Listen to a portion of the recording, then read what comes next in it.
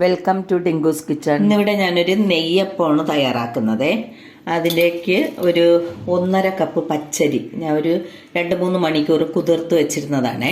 അത് മിക്സിയുടെ ജാറിലിട്ടിട്ട് ഒരു 5 ഏലക്കയും പിന്നെ ഒരു 2 ടേബിൾ സ്പൂൺ മൈദ, അത് നല്ല സോഫ്റ്റ് ആയിട്ടിരിക്കാൻ വേണ്ടിയാണ്. മൈദയോ ഗോതമ്പ് മാവോ ചേർക്കാം, 2 ടേബിൾ സ്പൂൺ. എന്നിട്ട് അതിലേക്ക് ഞാൻ ഒരു 200 ഗ്രാം ശർക്കര പാണിയാക്കി എടുത്തിട്ടുണ്ട്. ഈ നൂൽ പരുവത്തിൽ മതി. ഇത് 200 ഗ്രാം ശർക്കര ഞാൻ 1/2 കപ്പ് വെള്ളവും കൂടെ വെച്ച് ജസ്റ്റ് ഒന്ന് ഉരുക്കി എടുത്തിട്ടുണ്ട്. അതാണ് ഇത്. അപ്പൊ ഈ മിശ്രിതം ഇതിലേക്ക് ഒഴിച്ച് നമുക്കൊന്ന് ഒരു തരിതരിപ്പോടുകൂടിയുള്ള, നന്നായിട്ട് അരയേണ്ട ആ പരുവത്തിൽ അരച്ചെടുക്കാം.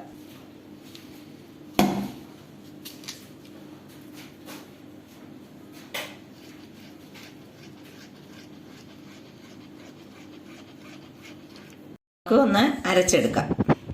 അരച്ചത് നമുക്ക് ഒരു പാത്രത്തിലോട്ട് മാറ്റാം. ഈ ഒരു പരുവത്തിലാണ് എടുക്കേണ്ടത്. ഇനി ഇതിലേക്ക് ലേശം ഉപ്പും സ്വല്പം ഒരു നുള്ളു സോഡാപ്പൊടി മതിയേ. കുറച്ച് സോഡാപ്പൊടിയും ഒരു നുള്ളു ഉപ്പും, ഒരു ലേശം ഉപ്പും ഇട്ടിട്ട് മിക്സ് ചെയ്യാം.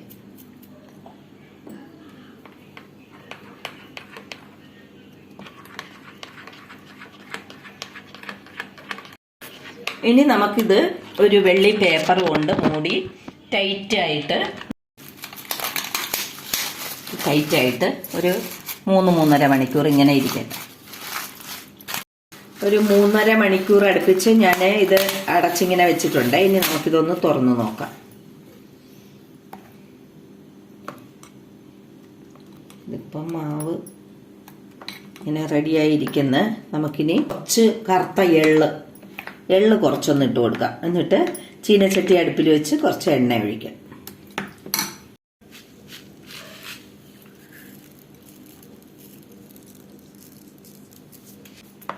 എള്ളും ഇടാം, തേങ്ങാക്കൊത്തും നെയ്യിൽ മൂപ്പിച്ചിടാം. പക്ഷെ ഞാൻ എള്ള് മാത്രമേ ഇട്ടിട്ടുള്ളൂ. കൊത്ത് വെച്ച് നമുക്ക് എണ്ണ ഒഴിച്ചു കൊടുക്കാം. സൺഫ്ലവർ ഓയിലാണ് ഞാൻ എടുത്തിരിക്കുന്നത്. എണ്ണ ചൂടായിട്ടുണ്ട്. നമുക്ക് അതിലേക്ക് ഒരു സ്പൂണ് ഇങ്ങനെ കോരി ഇങ്ങനെ ഒഴിക്കാം.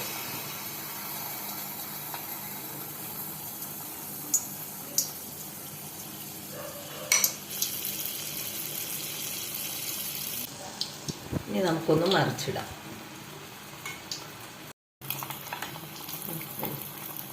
ഇനി നമുക്കൊന്ന് മറിച്ചിട്ട് കൊടുക്കാം.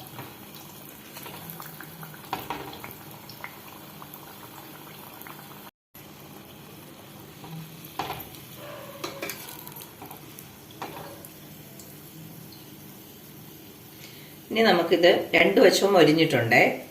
നമുക്കെടുത്ത് ഒരു പ്ലേറ്റിലോട്ട് മാറ്റാം. ഇനിയിപ്പോൾ അടുത്ത ബാറ്റർ എല്ലാം ഉണ്ടാക്കിയിട്ട് വരാം. നമ്മൾ അടിപൊളി നെയ്യപ്പം തയ്യാറാക്കിയിട്ടുണ്ട്. എല്ലാവരും ട്രൈ ചെയ്ത് നോക്കണം. ഇപ്പോൾ വീഡിയോ ഇഷ്ടപ്പെട്ടാൽ ലൈക്ക് ചെയ്യണം, ഷെയർ ചെയ്യണം, സബ്സ്ക്രൈബ് ചെയ്യണം. Okay, thank you.